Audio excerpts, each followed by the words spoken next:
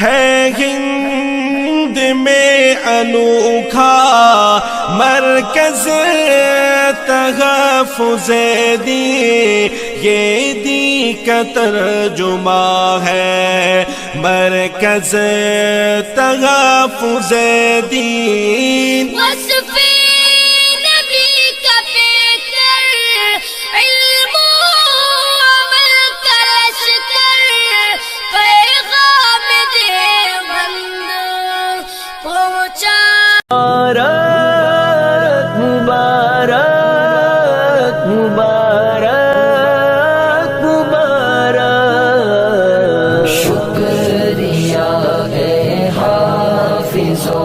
اس کا رہو کرتے ادا، حفظ قرآن کے لیے اللہ نے تم کو چنا۔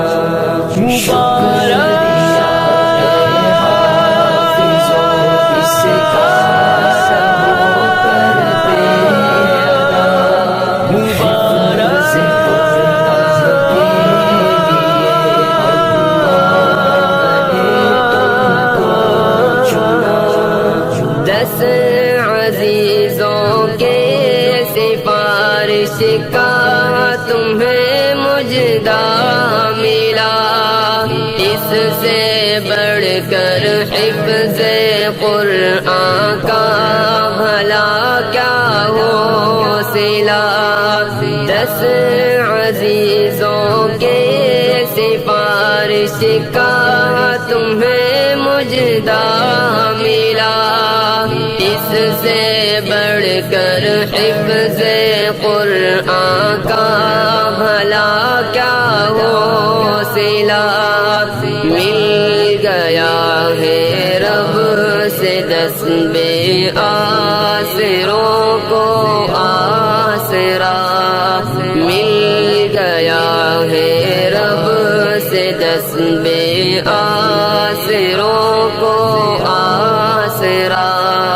حفظ قرآن کے لیے اللہ نے تم کو چنا۔ مبارک مبارک مبارک مبارک مبارک مبارک مبارک مبارک مبارک مبارک مبارک۔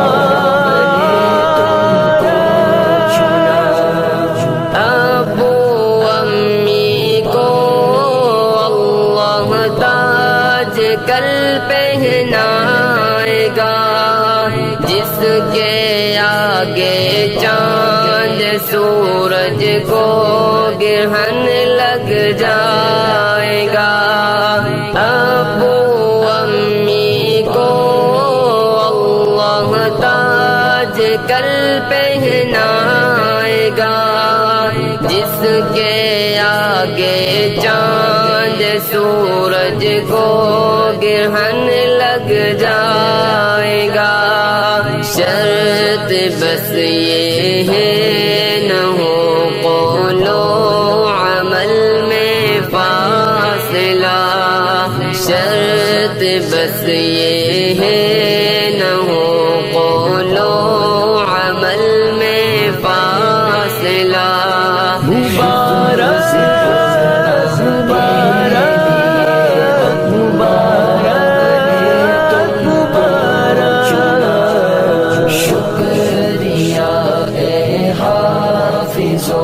اس کا رہو کرتے ادا، حفظ قرآن کے لیے اللہ نے تم کو چنا۔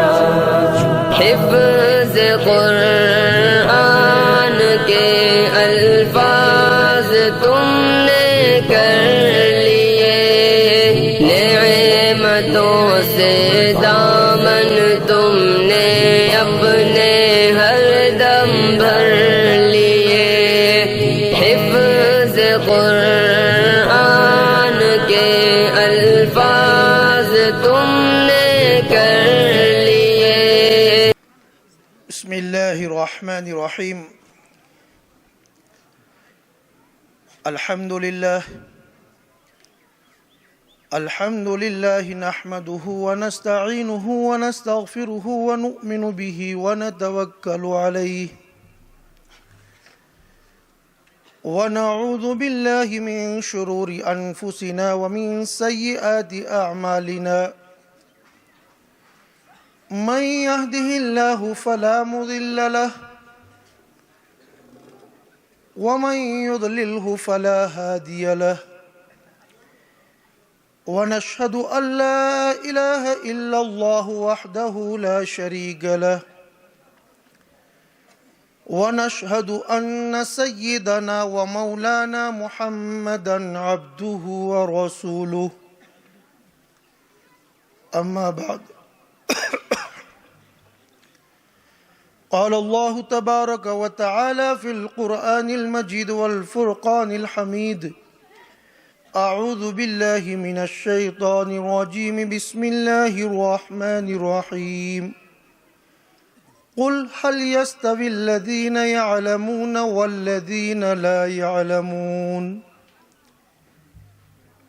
قال النبي صلى الله عليه وسلم خيركم من تعلم القرآن وعلمه صدق الله العلي العظيم وصدق رسوله النبي الكريم ونحن على ذلك لمن الشاهدين والشاكرين والحمد لله رب العالمين.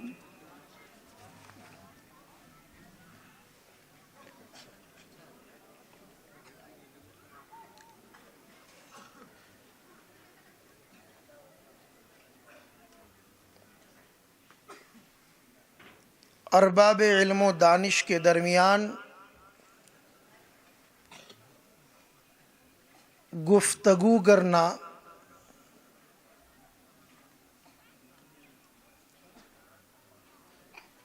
یہ ارباب علم و دانش کی گستاخی ہے.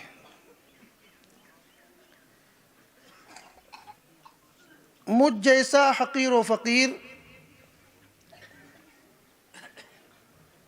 ارباب علم و دانش کے درمیان کیا لب کشائی کر سکتا ہے؟ لیکن پیر صاحب کا حکم ہوا، شاید ان کی توجہ سے کچھ مفید باتیں آپ کے سامنے آ جائے.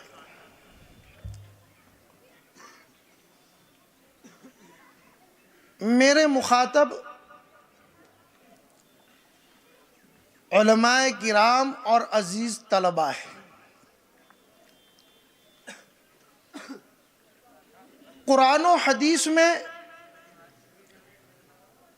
علماء کرام اور عزیز طلباء کے بڑے فضائل وارد ہوئے ہیں. جب ہم نجی مجلس میں بیٹھتے ہیں، نجی محفل میں بیٹھتے ہیں، علماء کرام کے کیا فضائل وارد ہوئے ہیں، عزیز طلباء کے کیا فضائل وارد ہوئے ہیں، بے دھڑک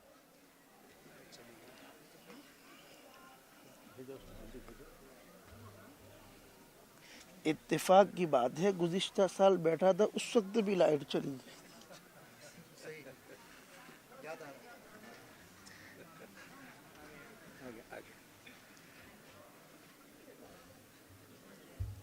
نجی مجلس میں، نجی محفل میں بے دھڑک علماء کرام اور عزیز طلباء کے جو فضائل قرآن و حدیث میں وارد ہوئے ہیں،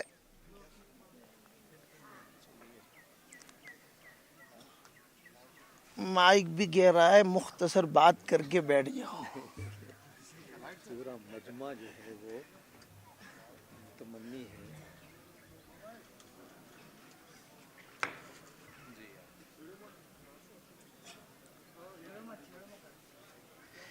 مائک سے بھی کہہ دو بات مختصر ہوگی.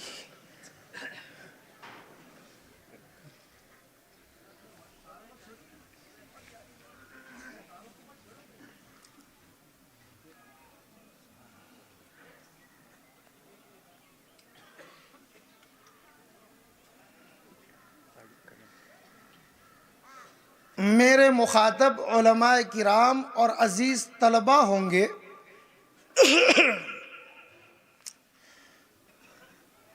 علماء کرام کے لیے، عزیز طلبہ کے لیے قرآن کریم اور احادیث مبارکہ میں مختلف انداز میں، مختلف طرز سے عجیب و غریب فضائل وارد ہوئے ہیں، اور ہم علماء کرام بھی، عزیز طلبہ بھی جب نجی مجلس میں بیٹھتے ہیں، نجی محفل میں بیٹھتے ہیں،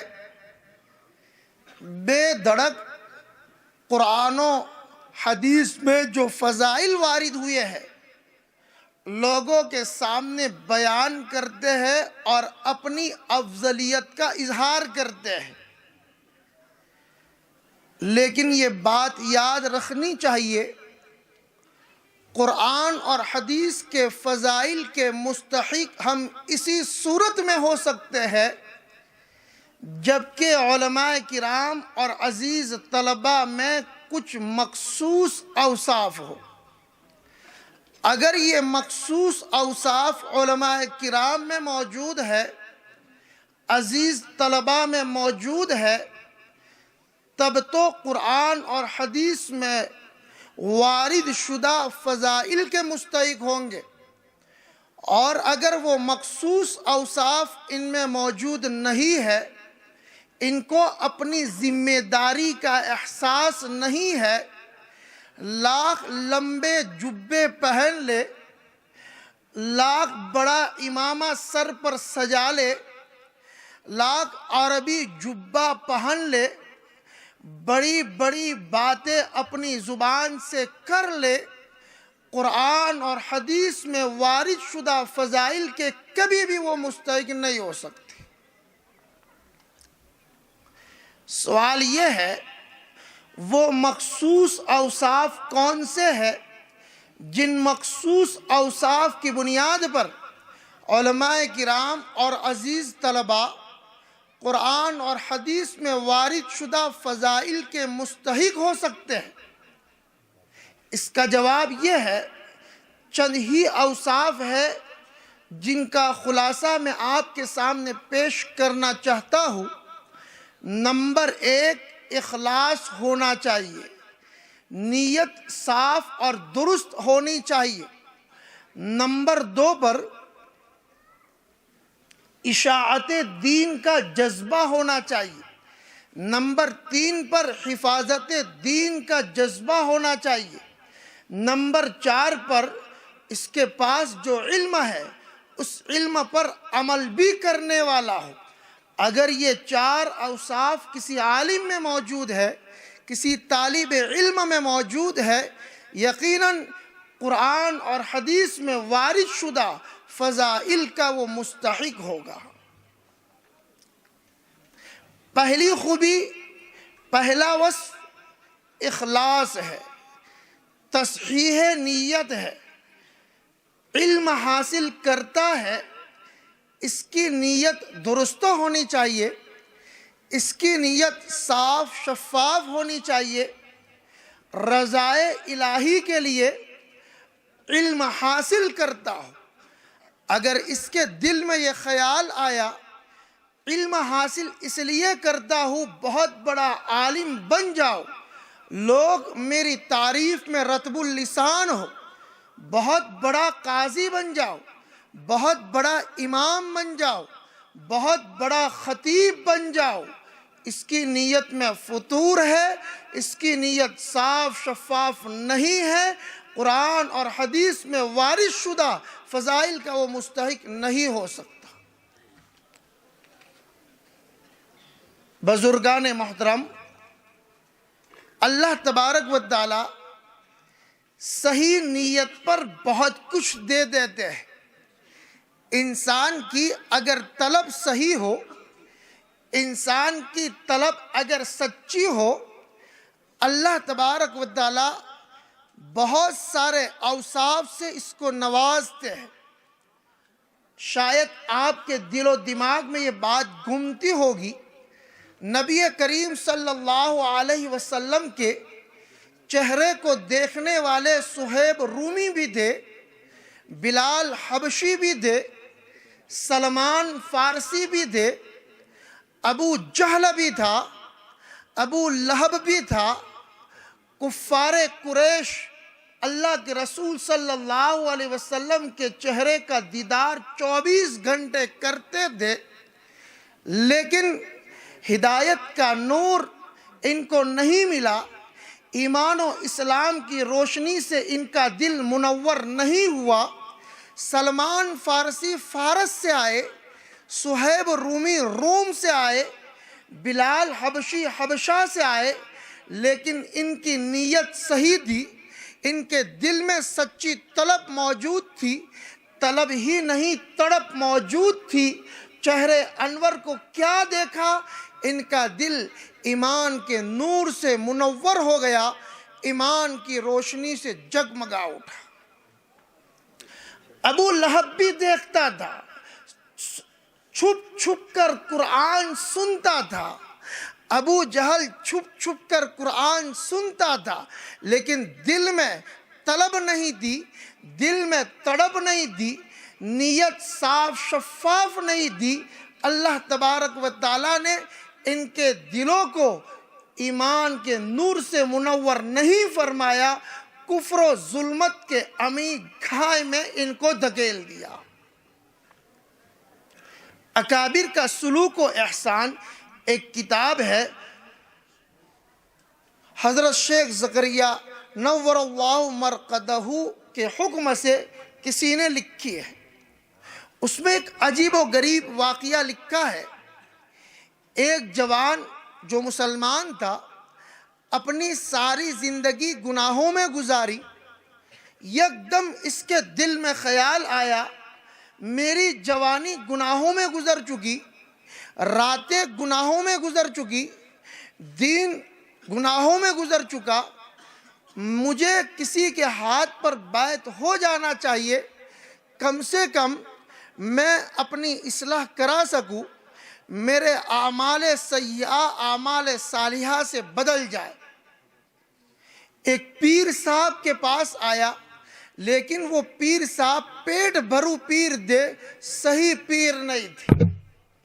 جوان نے آ کر کہا، حضرت میں ایک جوان ہوں، میری زندگی گناہوں میں گزری، طاعات سے میری زندگی دور رہی، میں چاہتا ہوں میری اصلاح ہو جائے، میں آپ کے ہاتھ پر بیعت ہونے آیا ہوں۔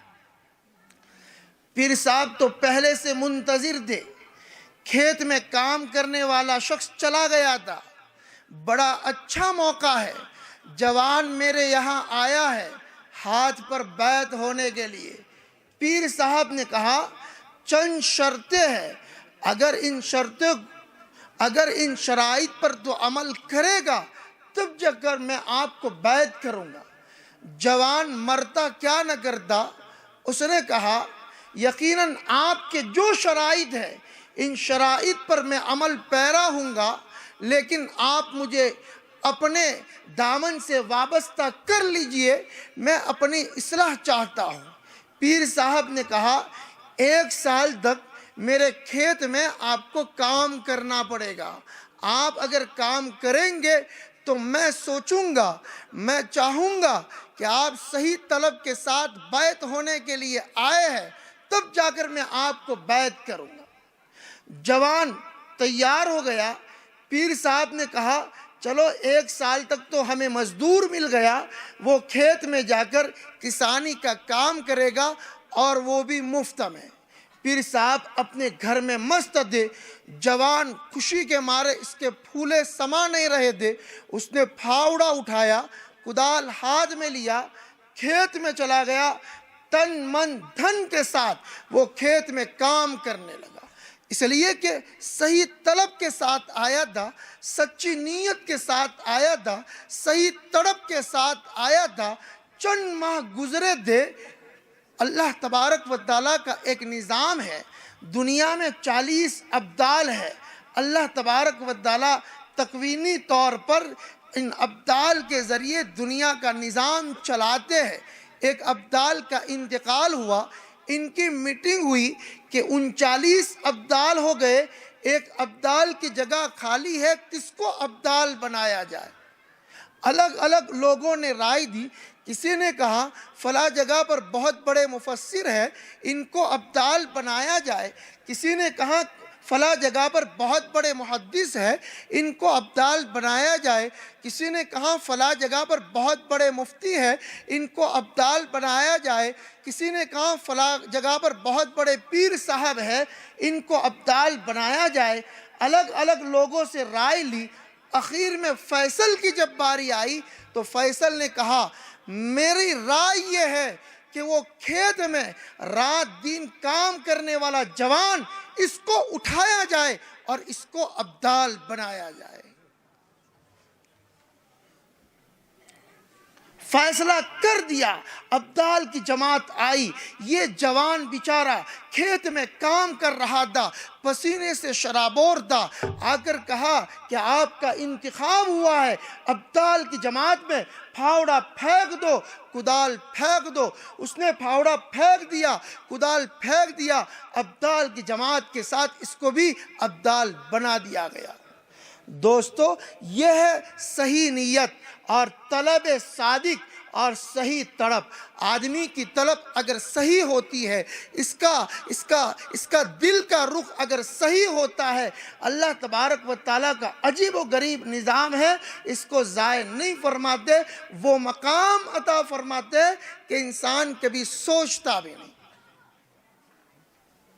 معلوم ہوا اگر علماء کرام اور عزیز طلبہ اس خوبی کو اپنے اندر پیدا کر لے، اس وصف کو اپنے اندر پیدا کر لے، اس وصف سے اپنے آپ کو وابستہ کر لے، اللہ تبارک و تعالیٰ ان کو وہ چیزیں دیں گے کہ کبھی تصور بھی نہیں کیا ہوگا۔ حضرت شیخ رحمت اللہ علیہ کا معمول تھا رات کو جاگنے کا۔ رات کے وقت اوپر کچے گھر میں چلے جاتے تھے اور تالیف و تصنیف میں مشغول ہوتے تھے۔ 12 بجا 1 بجے کسی نے کنڈی کھٹکھٹائی، دروازہ کھٹکھٹایا۔ حضرت شیخ رحمت اللہ علیہ حیرت میں پڑ گئے، رات 12 بجے 1 بجے کون آ سکتا ہے؟ کھڑے ہو گئے۔ انہوں نے دل میں سوچا شاید محلے کا کوئی مسلمان بیچارہ مجبور ہوگا، رات 12 بجے 1 بجے میرے دروازے پر آ کر اس کو کوئی ضرورت ہوگی، اس لیے دروازہ کھٹکھٹایا ہوگا۔ جب دروازہ کھولا تو مولانا حسین احمد مدنی رحمت اللہ علیہ دروازے پر کھڑے تھے۔ حضرت شیخ رحمت اللہ علیہ نے فرمایا آئیے جناب۔ حضرت مولانا حسین احمد مدنی رحمت اللہ علیہ اور حضرت شیخ رحمت اللہ علیہ کے درمیان جو تعلقات تھے، آپ حضرت شیخ کی آپ بیتی میں پڑھ سکتے ہیں۔ حضرت شیخ رحمت اللہ علیہ فرماتے ہیں جیسے ہی میں نے مولانا حسین احمد مدنی رحمت اللہ علیہ سے کہا آپ میرے کمرے میں داخل ہو جائیے، جیسے ہی حسین احمد مدنی رحمت اللہ علیہ میرے کمرے میں داخل ہوئے، پورا کمرہ نور اور روشنی سے جگمگا اٹھا۔ حالانکہ بظاہر کوئی روشنی نہیں تھی، بس ایک معمولی سا بلب جل رہا تھا۔ جیسے ہی مولانا حسین احمد مدنی رحمت اللہ علیہ اندر داخل ہوئے ہیں، پورا روم نور سے روشنی سے جگمگا اٹھا۔ میرے دل میں خیال آیا کہ مولانا حسین احمد مدنی رحمت اللہ علیہ جو بھی کام کرتے ہیں اخلاص سے کرتے ہیں، جو بھی قدم اٹھاتے ہیں ان کی نیت صاف ہوتی ہے، جو بھی قدم اٹھاتے ہیں طلب سچی ہوتی ہے، طلب سچی ہوتی ہے۔ اس لیے کہ مولانا حسین احمد مدنی رحمت اللہ علیہ سہارنپور میں کوئی سیاسی جلسہ تھا، سیاسی جلسے میں تقریر کرنے کے لیے گئے تھے، کوئی دینی جلسہ نہیں تھا۔ حضرت شیخ نے بھانپ لیا کہ سیاسی جلسے میں تقریر بھی ان کی نیت صاف تھی، جس کا نتیجہ تھا کہ جب میرے روم میں داخل ہوئے تو پورا روم روشنی سے جگمگا اٹھا۔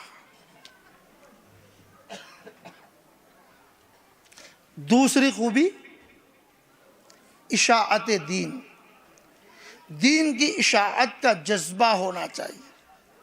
اور آدمی جب دین کی اشاعت کا جذبہ رکھتا ہے قربانیاں اٹھانی پڑتی ہے، اس کے پیچھے محنت کرنی پڑتی ہے، اس کے پیچھے جد و جہد کرنا پڑتا ہے۔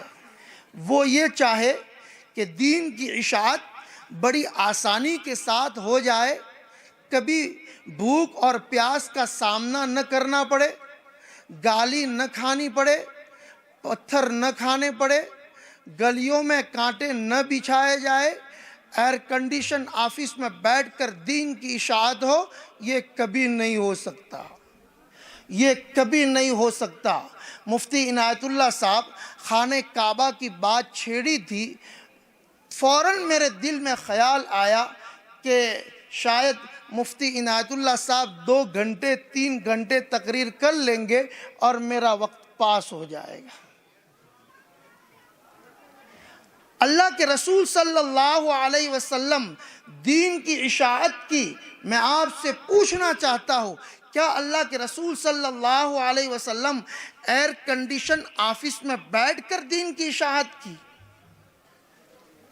حالانکہ نبی کریم صلی اللہ علیہ وسلم کا رتبہ کیا تھا، نبی کریم صلی اللہ علیہ وسلم کا درجہ کیا تھا؟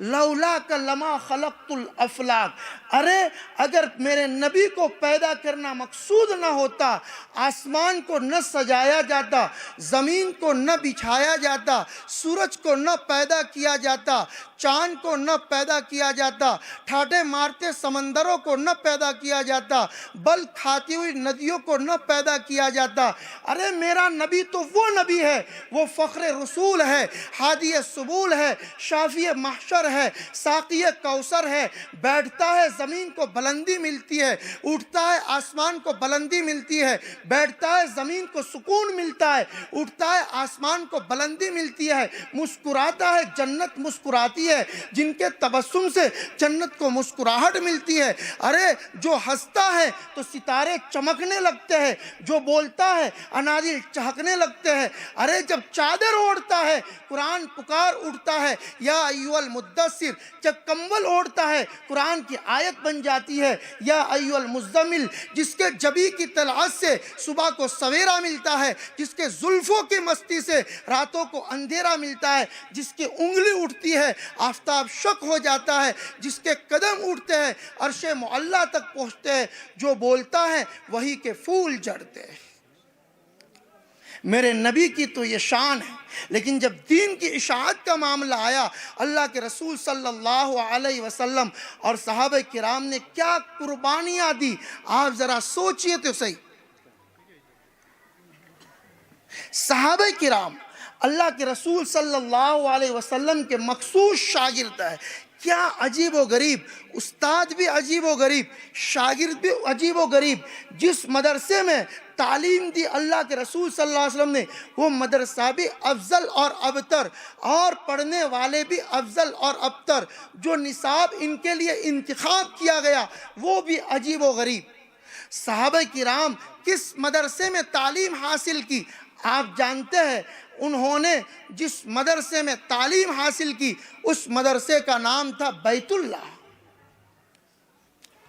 اور یہ بیت اللہ جس میں صحابہ کرام نے تعلیم حاصل کی، اس کے بانی اور مبانی کون تھے؟ ارے بانی اور مبانی خلیل اللہ اور ذبیح اللہ، اور پڑھانے والے کون تھے؟ رسول اللہ۔ اللہ کے رسول کے سامنے زانو تلمس طے کرنے والے لوگ کون تھے؟ حزب اللہ، اور ان کا نصاب کیا تھا؟ کلام اللہ۔ کیا عجیب و غریب، بیت اللہ میں تعلیم حاصل کی، بانی اور مبانی خلیل اللہ اور ذبیح اللہ، تعلیم حاصل کرنے والے حزب اللہ اور پڑھانے والے رسول اللہ، اور ان کا نصاب کلام اللہ، اور امتحان کس نے لیا؟ امتحان خود ذات باری نے لیا۔ اولئک الذین امتحن اللہ قلوبہم للتقوی۔ جب تعلیم مکمل ہو چکی، دین کی اشاعت کا معاملہ آیا، جنت سے قالین نہیں منگوائے گئی، ایئر کنڈیشن نہیں سجائے گئے، آفس میں بیٹھ کر دین کی اشاعت نہیں ہوئی، بلکہ اللہ تبارک و تعالیٰ نے اپنے نبی سے فرمایا جاؤ دین کی اشاعت مقصود ہے، کبھی تو بدر میں بھیجا، کبھی تو احد میں بھیجا، کبھی تو خندق میں بھیجا، کبھی تو تبوک میں بھیجا، کبھی تو مکۃ المکرمہ کو چھڑوایا گیا۔ یہ سارے حالات سیرت کی کتابوں میں موجود ہے اور یہ اشارہ کرتے ہیں کہ آپ دین کی اشاعت کے لیے جب کمر بستہ ہو جائیں گے، دین کی اشاعت کا جب آپ ارادہ کریں گے، راستے میں رکاوٹیں آ کر رہے گی، ہمت ہارنا نہیں ہے، امت آپ کا انتظار کر رہی ہے۔ دین کی اشاعت کا اگر جذبہ علماء کرام میں پیدا ہو جائے، عزیز طلبہ میں پیدا ہو جائے، تو سارے فضائل جو قرآن اور احادیث میں وارد ہوئے مستحق ہو سکتے ہیں۔ دو باتیں آپ کے سامنے آئی، ایک تو نیت صحیح ہونی چاہیے، نمبر 2 پر اشاعت دین، نمبر 3 پر حفاظت دین۔ حفاظت دین یہ اہم وصفہ ہے۔ آج نت نئے فتنے ہمارے سامنے رونما ہو رہے ہیں۔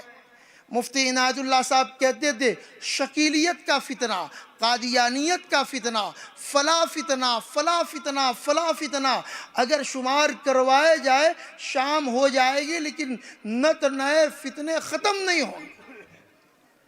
حفاظت دین کا مطلب یہ ہے اہل سنت والجماعت کے مطابق جو قرآن اور حدیث کی تشریح ہے، اگر کوئی اس میں رخنہ اندازی کرتا ہے، اگر اس کی کوئی غلط تشریح کرتا ہے، علماء کرام فوراً اس کی پکڑ کرے اور اس کے خلاف میدان میں آ جائے۔ یہ ہے حفاظت دین۔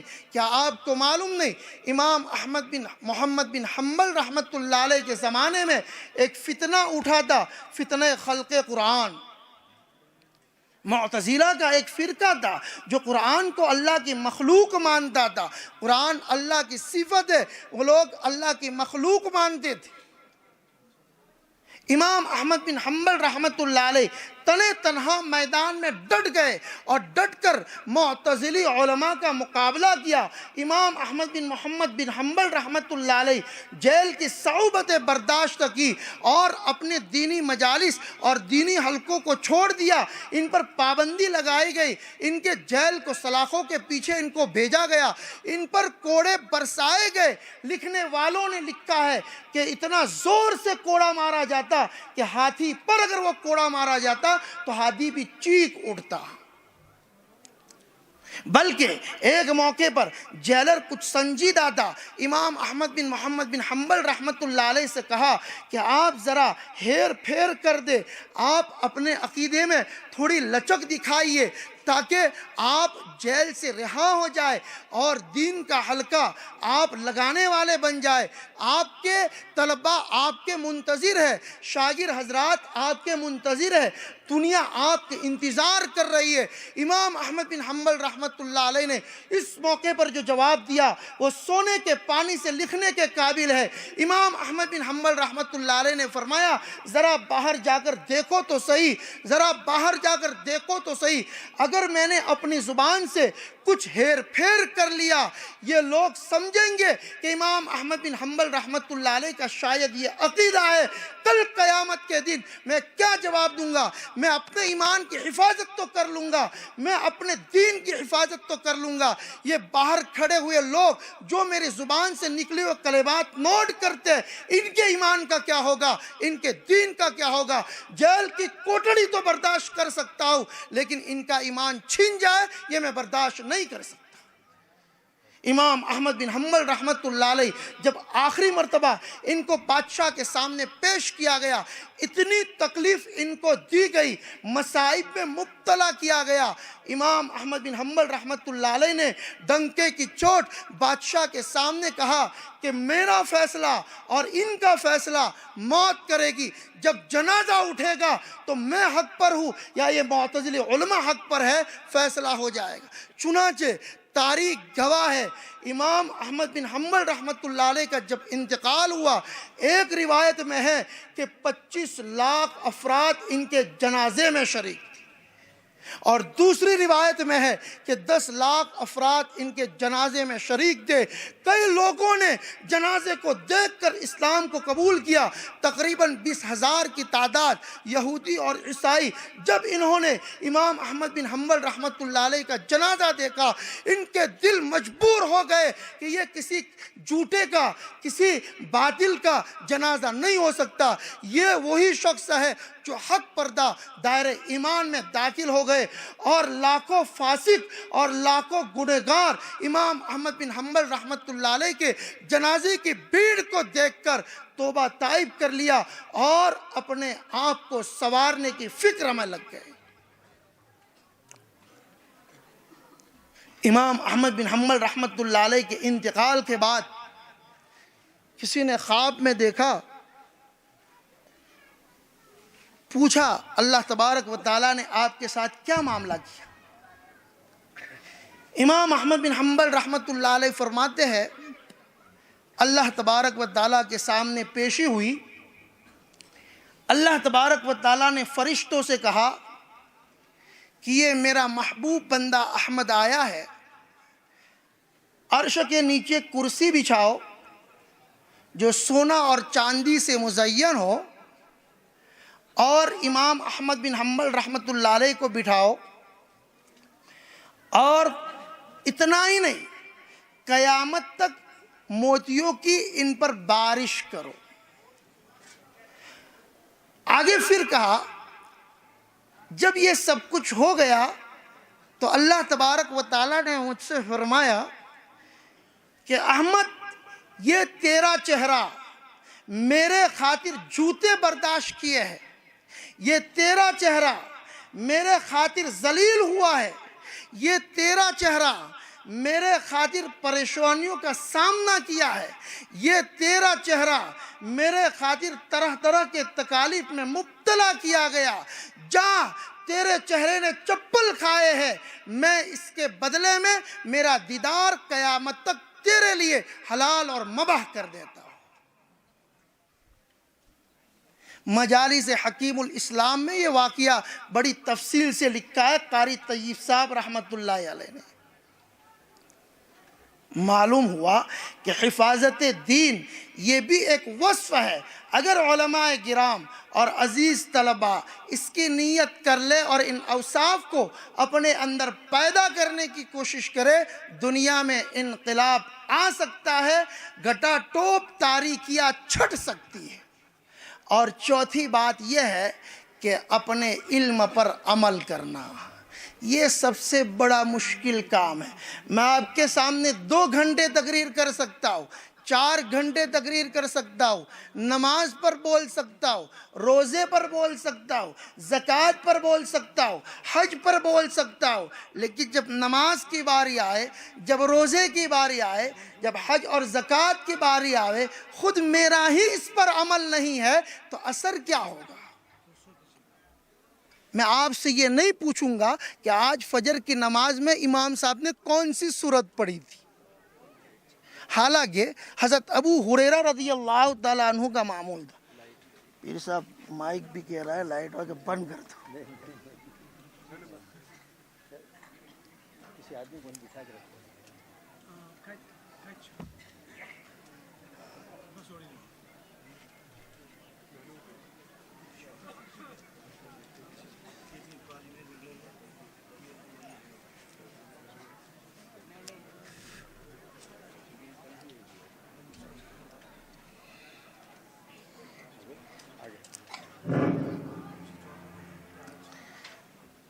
اگر میں آپ سے پوچھوں فجر کی نماز میں امام صاحب نے پہلی رکعت میں کیا پڑھا تھا، دوسری رکعت میں کیا پڑھا تھا، یقیناً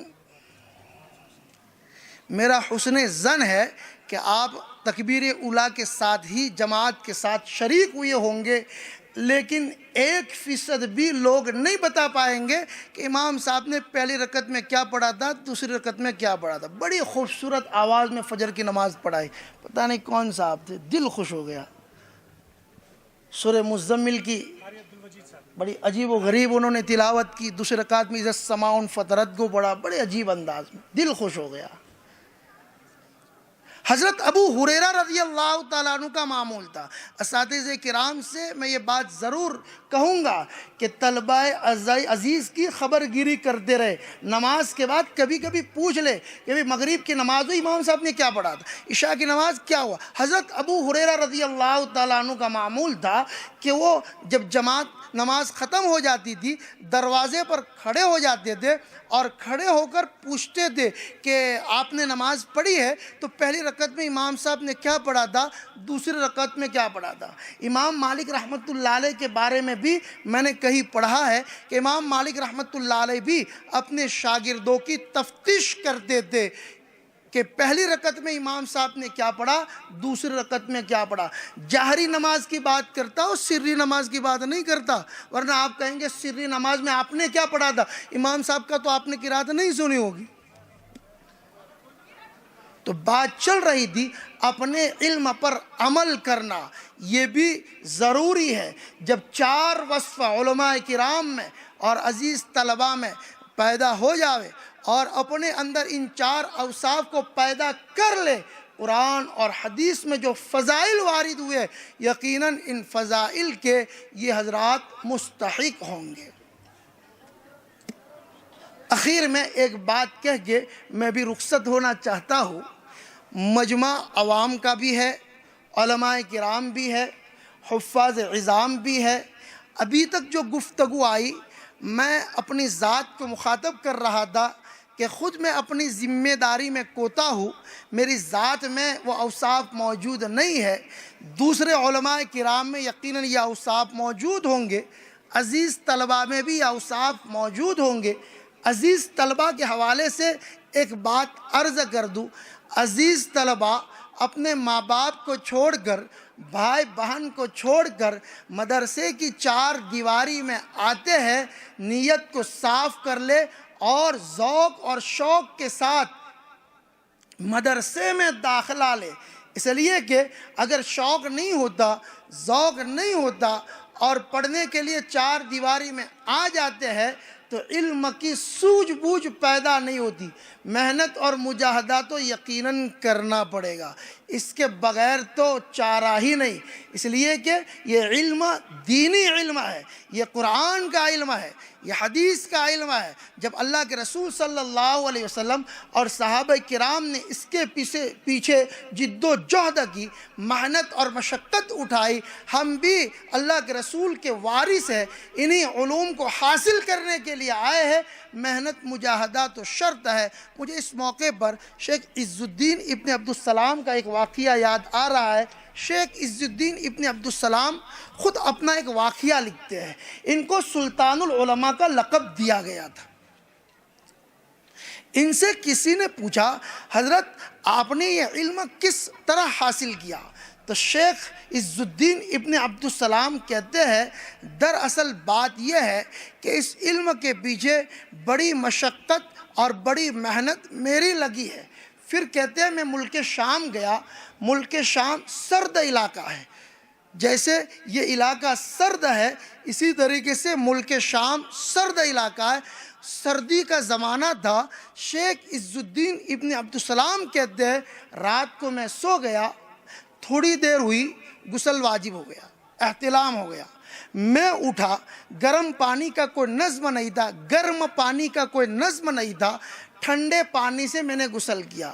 اب ٹھنڈا پانی، ٹھنڈا علاقہ، ہمیں تو پتہ چلا کہ ٹھنڈا پانی کیا ہوتا ہے. صبح میں ہمارے ساتھی نے کہا کہ میں تو گرم پانی سے وضو کروں گا.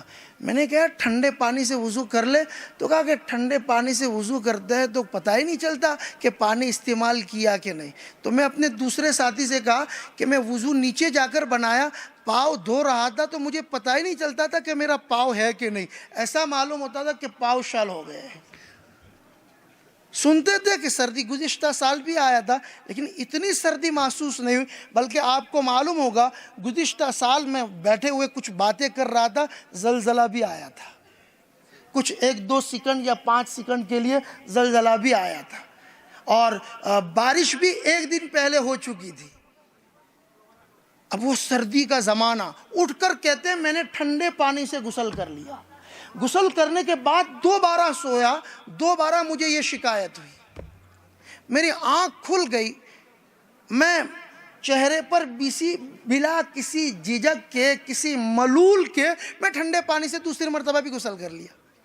غسل کر کے ٹھنڈے پانی سے فارغ ہوا، پھر سو گیا، تیسری مرتبہ پھر سے یہ شکایت ہوئی۔ اب جب تیسری مرتبہ یہ شکایت ہوئی، میری آنکھ کھل گئی، میں یقیناً ٹھنڈے پانی سے غسل کیا، لیکن میرے چہرے پر کچھ اکتاہٹ کے، پریشانی کے آثار تھے۔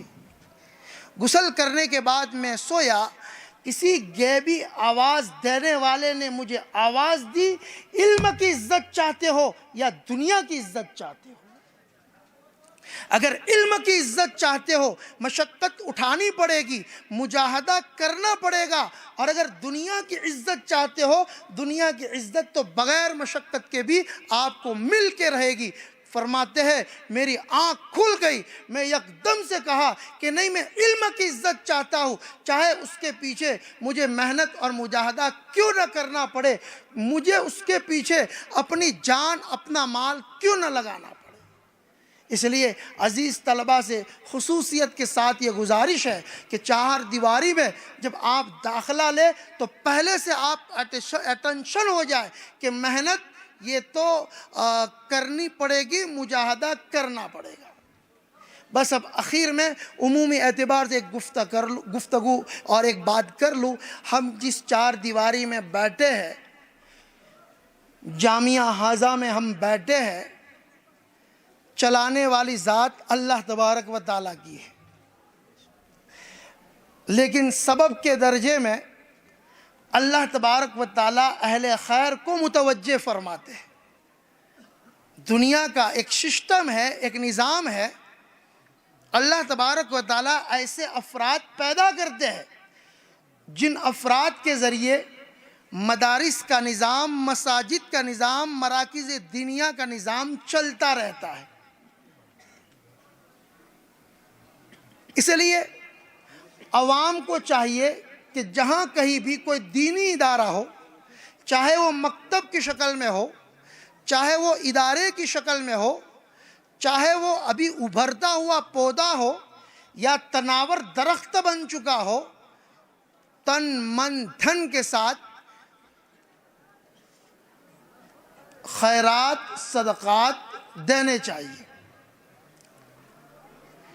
ایک بات اور، بعض مرتبہ دل میں خیال آتا ہے اگر میں مدرسے کو 100 روپے دوں گا، 500 روپے دوں گا، 1000 روپے دوں گا، میری جیب خالی ہو جائے۔ ایسی بات نہیں ہے۔ اللہ تبارک و تعالی آپ اگر 1 روپیہ خرچ کریں گے، بدلے میں 10 روپیہ عطا کریں گے۔ آپ اگر 1 سکہ اللہ کے نام پر دیں گے، اللہ تبارک و تعالیٰ بدلے میں کم سے کم 10 زائد کی کوئی حد نہیں۔ عبداللہ بن مبارک رحمت اللہ علیہ بہت بڑے محدث ہے، کسی نے ان پر جرح و تعدیل سے کام نہیں لیا، بالکل ثقہ راوی ہے۔ عبداللہ بن مبارک رحمت اللہ علیہ روزہ رکھا، ان کی اہلیہ بھی روزے سے تھی، کئی دن گزر چکے تھے، گھر میں کھانے پینے کی کوئی چیز نہیں تھی، بس پانی پی کر روزہ رکھ لیتے تھے۔